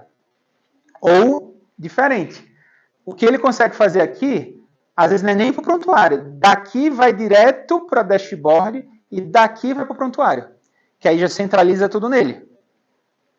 Depende do projeto. E com esses dados, como eu disse, infelizmente os dados que o médico põe nem sempre é muito bom. Vou dar um exemplo. CID, coisa mais simples que tem. Meu professor é chefe de dados da Sul América. Ele disse para mim, CID que o médico põe para mim é inútil. Eu não uso para nada para analisar. Não dá para confiar. Então, por exemplo, eu fui fazer mapeamento da carteira da oncologia lá, dos últimos 16 anos, que eu falei 3 milhões de linhas. Eu usei CID de processo, de AIH, CID de APAC, que é processo para solicitação de quimioterapia. Esse CID eu confio, porque o médico botou, passou no enfermeiro, passou no faturamento. Se ninguém viu, não autoriza. Manda voltar e manda corrigir. Esse eu confio. Mas o CID que ele põe lá de fininho e fica calado, ninguém olha, essas informações não são as mais seguras. Agora, aquela informação que várias pessoas estão olhando, e se vir errado, tem algum processo para corrigir, essas que são, ó. E aí vocês tendo todas essas informações, aí sim, com informações boas, confiáveis, você pode alimentar modelos de inteligência artificial. Depois eu vou falar um pouquinho sobre essa parte. Então aqui, um modelo, para vocês entenderem só um pouquinho, não vou entrar em muitos detalhes. Todo algoritmo de inteligência artificial ele precisa ser treinado. Na verdade, o nome dele é aprendizado de máquina, só que, na verdade, meu professor gostava de dizer que está mais para ensino guiado pelo humano. A máquina não aprende, é a gente que ensina. Então, para a gente ensinar, a gente tem que ter os dados bons e guiar ela nesse aprendizado, né? Joga lá e se vira. Tem toda uma guia. Então, assim, 80% do trabalho é a gente que faz. A gente solta o código lá, a máquina faz 20%, o resto a gente faz. Então, a gente solta todos esses dados bonitinhos que a gente fez aqui para treinar, para depois que está treinado, você usar aquilo para prever as coisas. Então, às vezes você treina em mais hospitais. Então, por exemplo, eu tenho uma ferramenta chamada DRG. Está em 500 hospitais. Então, ele pega os dados dos 500 hospitais e aplica no meu para prever quanto tempo o paciente vai ficar no meu hospital. Então, antes dele ir embora, eu já tenho lá, ó, esse paciente aqui, com esse CID, com essa comorbidade, com esse DRG, que é uma classificação de paciente, a previsão é que ele fique 10 dias. Aí ele ficou 15, pô, eu sei que eu fiquei ineficiente comparado aos outros 500 hospitais para aquele tipo de paciente. Isso é um modelo de inteligência, rodando, mas o ouro não está no modelo, porque o modelo eu faria lá. O ouro está nos dados dos 500 hospitais. Eu posso fazer o que for, eu conseguiria fazer essa inteligência, mas eu não consigo os dados. Aí é que está o ouro. Aqui são só alguns tipos de exemplos, não sei se... Alguém já fez pesquisa científica aqui? Basicamente, a coisa mais simples que tem é você fazer uma regressão linear. Pô, é você pegar um gráfico lá, fazer uma regressão linear. Uma simples regressão linear no AI funciona. A única diferença é que inteligência artificial nada mais é do que estatística multivariada. Em vez de você pegar 2 ou 3, você pode pegar 100 variáveis. Mas você pode fazer a mesma regressão linear. Então, uma regressão linear, regressão logística, classificação, previsão. Aqui é você separar os pacientes, por exemplo, em linhas de cuidado. E é outro detalhe. Eu posso separar em linhas de cuidado que você desenha, ou eu posso pedir para a máquina dividir. Divide os padrões do meu hospital. Aí ele separa em 8 padrões de comportamento e depois você vai estudar. Pô, o que é que isso significa? Ele pode fazer sozinho também. Transcrição. Esse aqui é uma área que está bem legal. Uma das áreas da medicina que mais tem se desenvolvido é visão computacional. A área da radiologia, muita gente achava que ia ser uma das primeiras áreas a ser substituída. Há 5 anos atrás, o povo falava assim, nem formem mais radiologistas que não vai precisar. E hoje é uma das áreas maior demanda, que mais está ganhando, principalmente nos Estados Unidos. O salário deles triplicou porque não tem radiologista suficiente. Mas por quê? Se a inteligência está trazendo mais eficiência, eu precisaria de menos radiologistas, não? Mas a questão é que agora eles agregam tanto valor que eu estou pedindo mais. Agora você é útil, agora eu quero.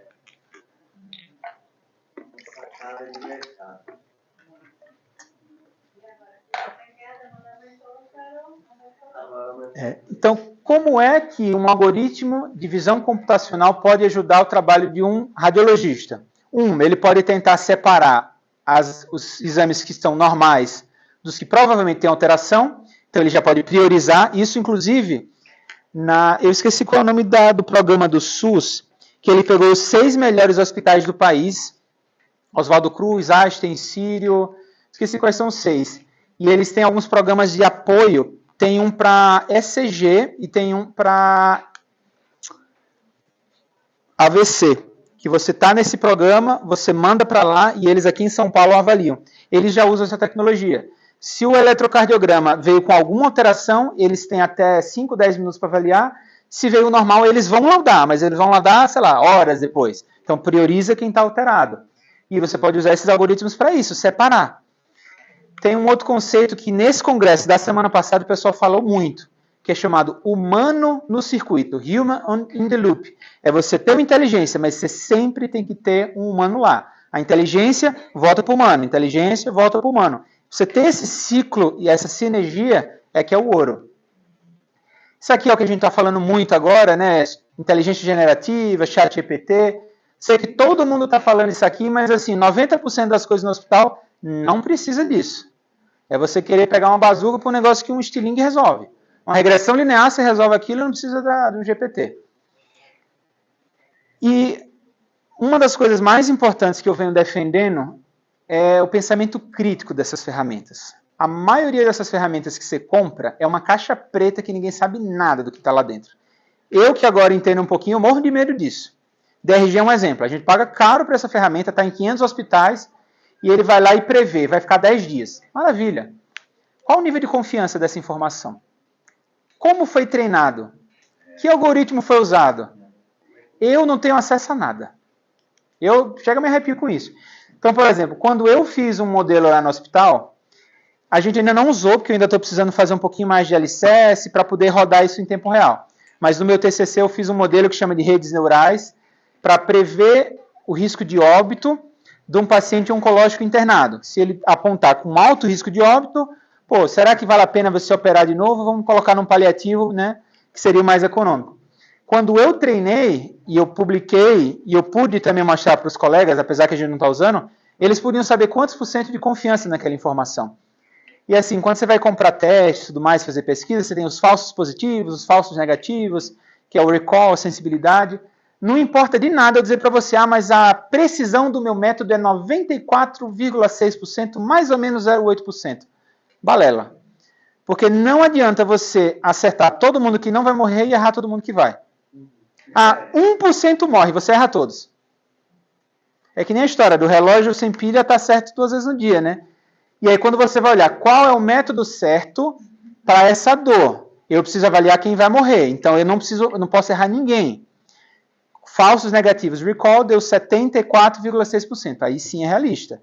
Se eu disser esse paciente vai morrer, é 74,6% de chance, mais ou menos 8%, que ele vai morrer. Aí você pode tomar uma decisão embasada e responsável. Porque imagina que você pensa, eu não sei se eu vou botar limitação terapêutica para esse paciente. O modelo te dá a informação errada, você não opera e podia salvar a vida dele. O risco disso é muito alto. Então essa responsabilidade... Na verdade, os 4 dias de congresso, 10 países participando, o povo só falou disso. Ética e responsabilidade com o uso. Tá? Dá medo. Você não tem medo? Eu sei que as pessoas falam depois. Dá ou não dá? Cara, o medo melhora depois que você aprende o que você está fazendo. Que assim, eu acho uma comparação legal, que 2 mercados estavam conversando. O cara que, por exemplo, fechadura de porta. O cara que é chaveiro conversando com o cara que é da tecnologia. O chaveiro, como conhece, gosta do digital, e o digital, como conhece, gosta do analógico. porque você tem medo do que você não conhece. A partir do momento que você conhece, às vezes você nem confia, mas tudo bem.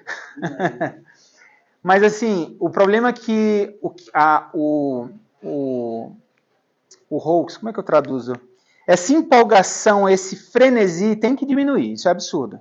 Isso vai diminuir, só que o mercado da saúde, ele não se empolga. A pessoa é muito conservador, eles não vão cair de cabeça nisso e botar tantos pacientes em risco. Eu não estou vendo realmente aplicações de botar em risco. Eles vão com calma. Agora, quem é que está pulando de paraquedas? É o pessoal de startup, venture capital, bota dinheiro, bota milhão aí, botou AI, bota milhão. Mas hospital eu não vi uma implementação que eu fiquei com medo, não. Isso é irresponsável. Mas dá para melhorar. Porque tem um núcleo, né? Humano. Então vai e volta. Sim. Humano, tem que voltar. Ó, eu tenho mais medo de um GPT mal feito do que um AI bem treinado com cientista de dados. Porque o GPT, ele alucina. É literalmente o termo que usa. Alucinação. Você pergunta sobre o céu, ele diz que o céu é amarelo. Ele inventou aquela informação. Tem uma técnica muito legal, já que você perguntou, que essa me deixa muito feliz e me deixa muito mais confortável, inclusive com o uso de tecnologias como o GPT, que chama RAG. Imagina que você usou 1 bilhão de parâmetros para treinar o GPT, que é o que acontece, e você treinou ele e ele é seu bibliotecário. Mas ele não vai dar a opinião dele. Imagina você indo numa biblioteca. Ele é ultra inteligente e leu todos os livros, mas você não quer que ele dê a resposta, você quer que ele te ajude a encontrar o livro. Tem uma tecnologia para isso e que a Elsevier também lançou em Orlando esse ano, que é você perguntar para ele e ele te responder, está aqui o artigo com a resposta. Então, ele dá uma resposta embasada e te dá um artigo para ir atrás. Mas uma manha que vocês podem tentar fazer já com o GPT, sem ter isso, é você exigir disso dele. Você botar lá, eu sou médico, eu estou perguntando isso para você, mas você precisa me responder de forma embasada e eu quero a referência. É prompt que fala, né? É o prompt engineer. Né? Você tem que ter um prompt adequado. Inclusive tem como você botar customizado para você não precisar digitar toda vez. No meu já tem lá o que eu sou e como eu quero. Eu pergunto uma linha, ele vem um parágrafo inteiro atrás, desse tamanho, já com a instrução de como eu quero que ele responda. Eu acho que o de graça já está com essa função, viu? Se você for na configuração, se você for nas configurações, tem a opção de você botar quem é você. 400 palavras, se eu não me engano. Você põe lá 400 letras. É bom a gente aprender isso, porque principalmente os meninos do primeiro ano, né? Eles vão começar a graduação numa transição, abre aspas, e vai... Inclusive, que desafio para vocês de ensino, ensinar com GPT na vida, viu? Porque... Ó, eu digo sem problemas, o meu TCC da pós, o professor sabe, eu fiz com o GPT. Aí você vai dizer, pô, mas isso é plágio? Não. O ouro não estava na escrita, estava na pesquisa por trás. Mas, no mínimo, a gente tem que ter o disclaimer, né? Hoje em dia já tem, por exemplo, eu estou mandando um artigo para o Congresso Brasileiro de Informática em Saúde. Eles perguntam, você escreveu com GPT ou não? E eles falam que é só para estatística, só para eles saberem quantas pessoas estão usando. Provavelmente todo mundo vai usar. Tem como. Tem como. Mas você tem que filtrar, colocar a informação correta. Essa informação. Já que você puxou o GPT... Na pergunta. Já que você perguntou de GPT, isso eu vou dar uma dica para vocês, tá? O ouro mais importante para usar essa ferramenta está no raciocínio. Na maioria das vezes que o GPT acerta de primeira comigo, é porque parece que ele leu minha mente. Eu já sei o que eu quero, está na minha mente, eu só quero tirar aquela informação e passar para o papel. Você já deve ter passado por isso, passar meia hora, antes do GPT, meia hora olhando para o Word. Como é que eu vou começar a escrever esse negócio? E aí você vai cuspindo e depois você vai editando.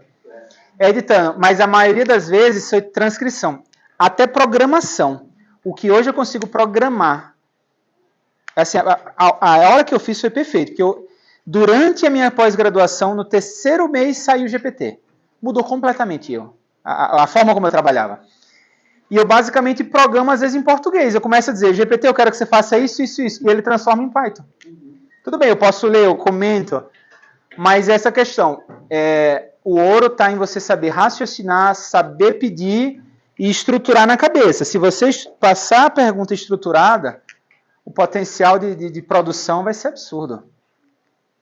E hoje em dia ele está tão grande que você consegue botar um livro inteiro lá dentro. Já viu isso? 300 páginas, ele lê inteiro e você faz pergunta com 300 páginas.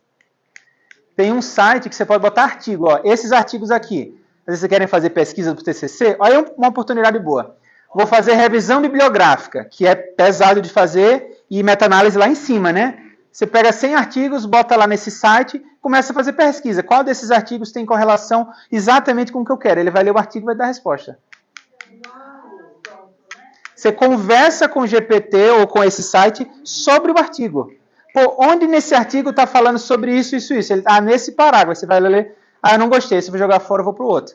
Pô, para fazer meta-análise vai ser uma maravilha. E tá de graça.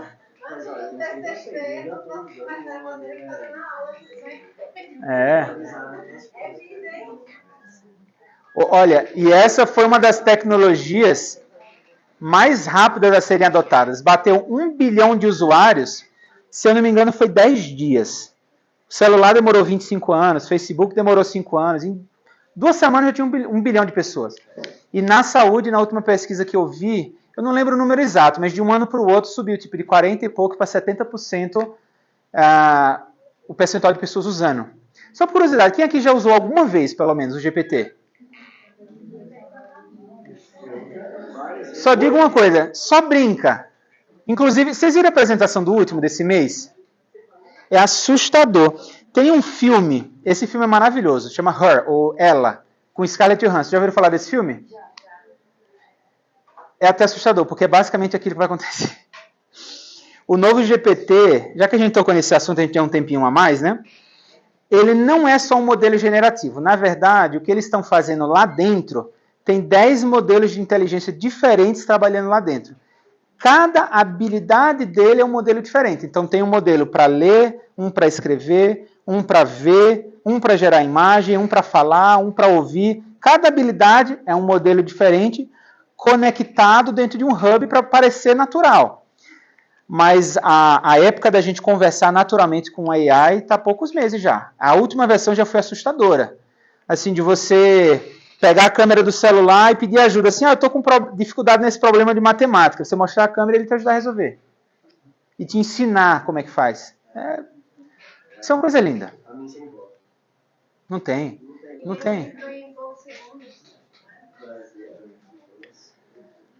Bom, então, mesmo rapaz, o Deming fala, né? Sem dados, você é só mais um com opinião. Então, assim, se a gente não quer ter só uma opinião, quer ter embasamento, é dados.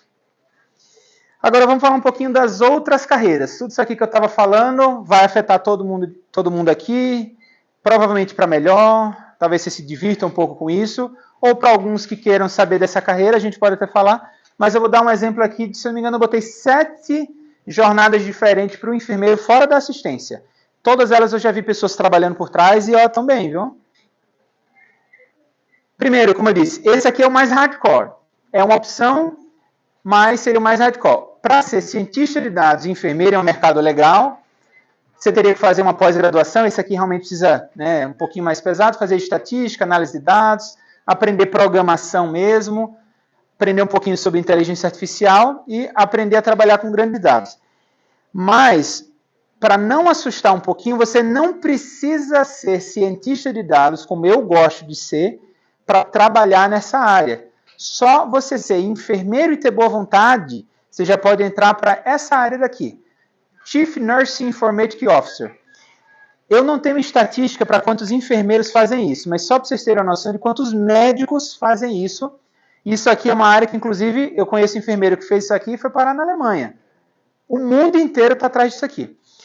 Na medicina, isso aqui é reconhecido nos Estados Unidos como especialidade, chamado Clinical Informatics, informática clínico. Aqui no Brasil ainda não, mas a gente está fazendo um lobby para ver se reconhece. Pra vocês terem noção, nefrologia há 30 anos atrás não era especialidade.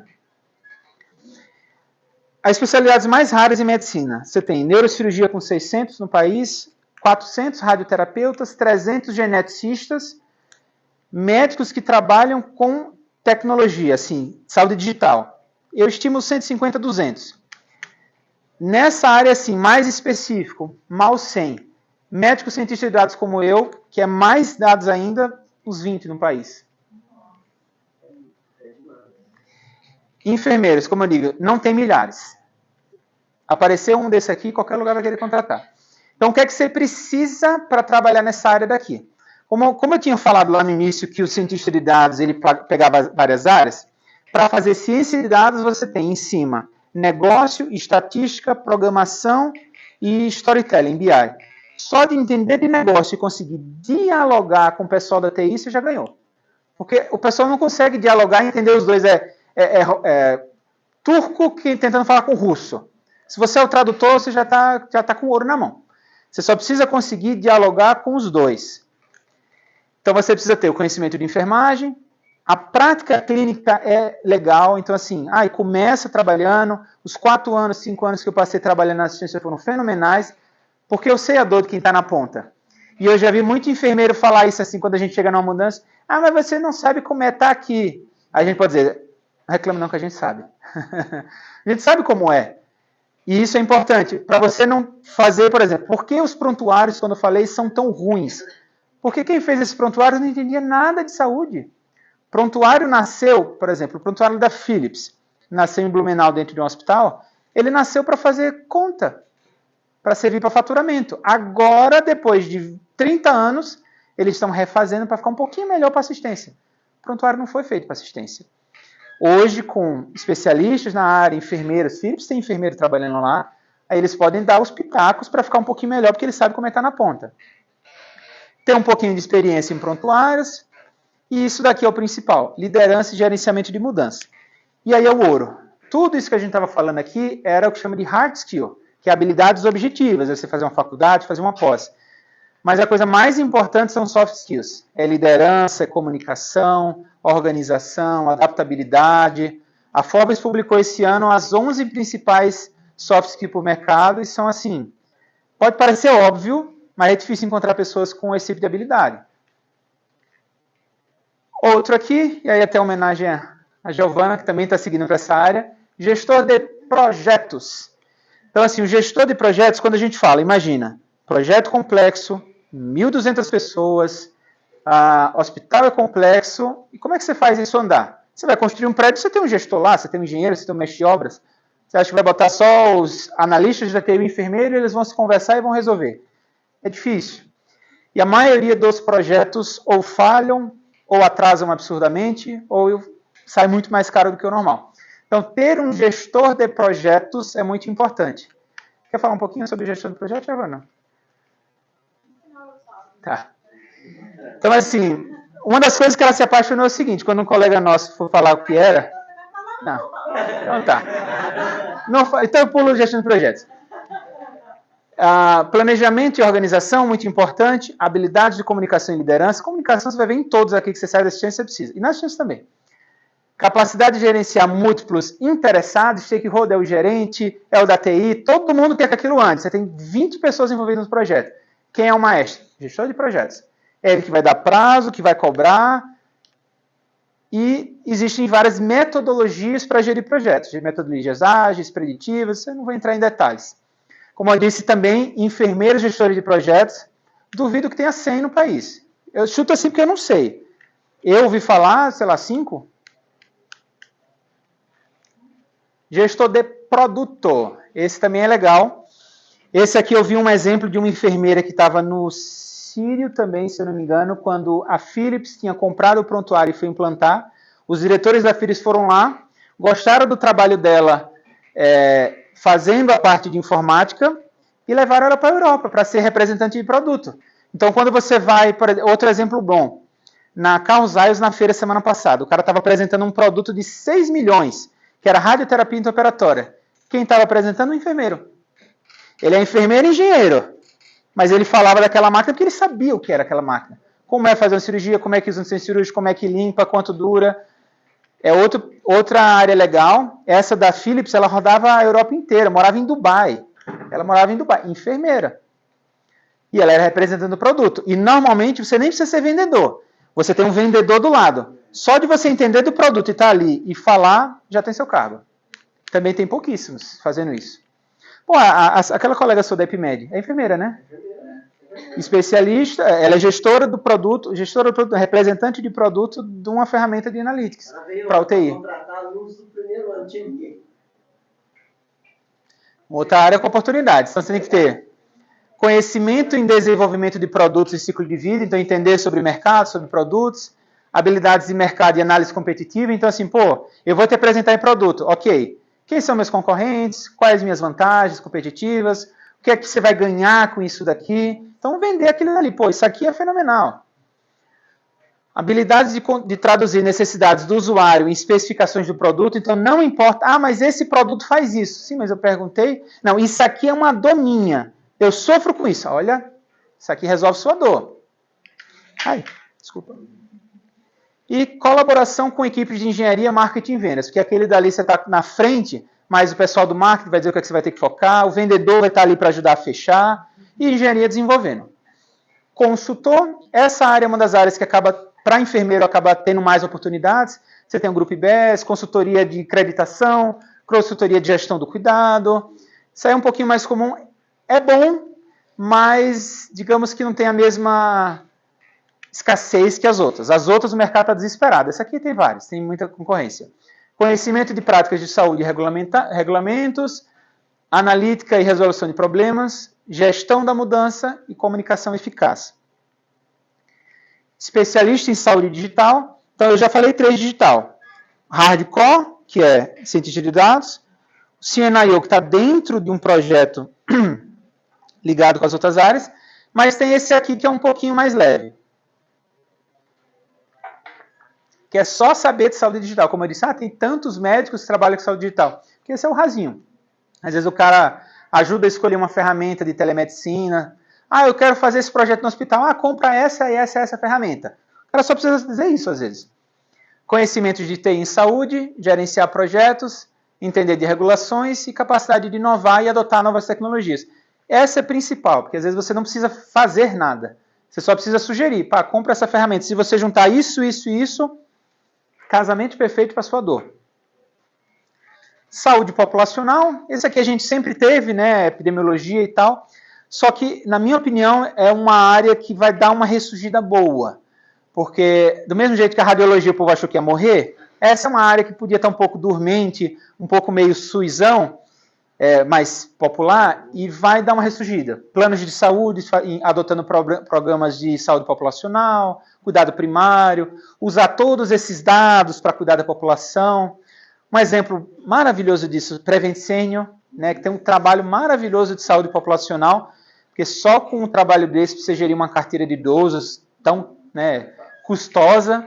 Então tem que ter mesma coisa, analíticos, todas essas áreas aqui, você pegou um pouquinho de analítico, data literacia, você vira uma mosca branca.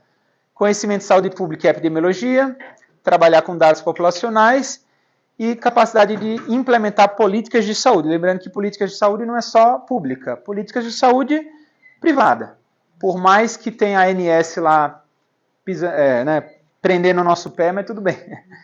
A ANS acaba sendo muito restritiva, então tem várias ideias inovadoras que em outros países usam e a gente não pode adotar.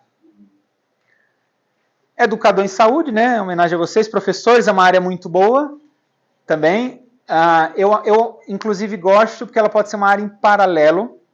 Uma das coisas mais importantes na profissão é a construção de autoridade, e a educação te ajuda a trazer isso, trazer destaque, trazer notoriedade, outras pessoas se conhecerem. Né? Teve um outro estudo, esse foi do LinkedIn, que 85% dos cargos são preenchidos por networking. Só 15% é habilidade. 85% é networking. Quem está aqui no palco, né, conhece mais pessoas e ajuda também. Então, conhecer de pedagogia, educação, comunicação, desenvolver os materiais, né, capacidade de organizar esses materiais para ajudar a comunicar e entender um pouquinho de saúde para poder ter um que ensinar, né? Então, aqui, para a gente fechar, eu vou falar de essa é uma outra teoria do marketing, chama Teoria do Oceano Azul. A gente está aqui na faculdade, eu entendo que, eu até fico bem feliz das matérias que você falou que está ensinando, fico bastante feliz desse caminho. Vocês estão tentando ensinar habilidades diferentes, estão sendo buscadas pelos mercados. Mas a maioria das faculdades não treinam você para o mercado, treina o que o MEC manda você treinar. Então, a maioria desses profissionais vai para o Oceano Vermelho, que é o mercado estabelecido, explorar a demanda existente, visando superar a concorrência, Só que isso impõe a escolha entre a diferenciação ou baixo custo. A maioria dos enfermeiros vão estar aqui, vão estar trabalhando nas vagas que já tem, tudo bem, não tem problema com isso, mas nesse Oceano Vermelho, você ainda tem duas estratégias. A estratégia do baixo custo, que você vai trabalhar no piso, ou da diferenciação. Você fazendo o que todo mundo faz, você pode se tornar diferente, agregar, ter uma liderança melhor, e aí, por exemplo, ser promovido para um coordenador, para um gerente, participar de outros projetos, abrir um consultório. Graças a Deus a regulação acabou liberando para vocês terem consultório. A única coisa dessas regulações é que por mais que permita, não quer dizer que tem demanda. E essa é uma coisa que me dói um pouquinho, porque vai demorar para o mercado demandar a consulta do enfermeiro, como o SUS já faz. Isso eu digo que muitas vezes o SUS é muito melhor que o particular, viu? Gestão do cuidado no particular costuma ser horrível. Se o paciente não for atrás, eu prescrevi isso para você, vai lá, faça os exames. O paciente morre, ninguém nem liga. Eu digo isso por mim. Eu fiz cirurgia com um professor meu, ele nunca me ligou para saber se eu estava vivo. Então, assim, muitas das vezes você não tem uma demanda existente, vocês vão se diferenciar e vão ter que criar a sua. Só que essa outra estratégia aqui, que é do Oceano Azul, é completamente diferente. É você construir num mercado inexplorado. Todo mundo está indo para lá. Vamos escolher outro caminho? É um dos caminhos que eu mostrei para vocês. Criar uma nova demanda, visar tornar a concorrência irrelevante. Como eu disse, eu não escolhi essa jornada porque era uma boa oportunidade. Na verdade, foi porque eu amei fazer isso, foi meu Ikigai. Agora, qual é a parte boa? Às vezes, para você ser referência no assunto, você pode criar a sua área. Eu quero ser referência nessa área. Cria uma. Só tem você. E é uma oportunidade. Qual é a concorrência? Não importa a concorrência, não tem profissional para todas as vagas. Não tem concorrência. E estima a busca por diferenciação. Estimula a busca... Não, essa aqui você é imposto. Se você vai para os dois. Aqui você estimula você ser diferenciado. Então é isso que eu provoco aqui para vocês. Pensar que oportunidades de Oceano Azul vocês podem abraçar na carreira de vocês, mas que conversem com o que vocês gostam. Isso é algo que eu não acho que vale a pena negociar. Principalmente em áreas pouco exploradas, que vocês vão precisar desbravar, vão ter que ter energia. Tenta descobrir o que vocês gostam de fazer. Mas eu garanto que se você descobrir algo que você gosta de fazer e tentar descobrir dentro da enfermagem como isso agrega e tem no mercado, vocês vão encontrar algumas coisas. Tá? Se quiserem, depois eu posso mandar aquele material com aquelas opções de cargos. E eu posso trazer mais exemplos, né? Eu conheço algumas pessoas que estão nessas áreas, mas eu digo assim, mas nessas áreas principalmente, networking, nada vai cair no colo, mas com o networking puxando e na comunicação, vocês vão poder escolher emprego. Bom?